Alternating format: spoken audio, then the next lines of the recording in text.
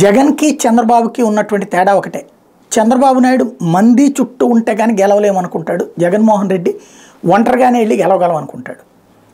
చంద్రబాబుకి తెగించడం భయం, జగన్మోహన్ రెడ్డికి తెగించడం అన్నటువంటిది ఇష్టం. చంద్రబాబు నాయుడు సంక్షేమ పథకాలు అమలు చేస్తానని హామీ ఇస్తాడు, జగన్మోహన్ రెడ్డి అమలు చేసి చూపెడుతుంటాడు. ఇదే తేడా. అంబానీలు అదానీలు చంద్రబాబు అంటే ప్రేమిస్తారు అని బాబు చెప్పుకుంటారు, డైరెక్ట్గా వచ్చి జగన్ దగ్గర కూర్చుంటారు. ఇది తేడా. ఓవరాల్గా ఆంధ్రప్రదేశ్ రాజకీయాల్లో కీలకమైనటువంటి సందర్భం జగన్ ఆర్ బాబు.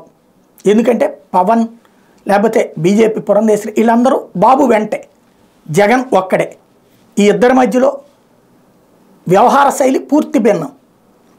పార్టీలో ఎప్పటికీ తేల్చకుండా తెమల్చకుండా సాగతిస్తా పొత్తులది సాగతిస్తా సాగిపోతుంటారు చంద్రబాబు నాయుడు.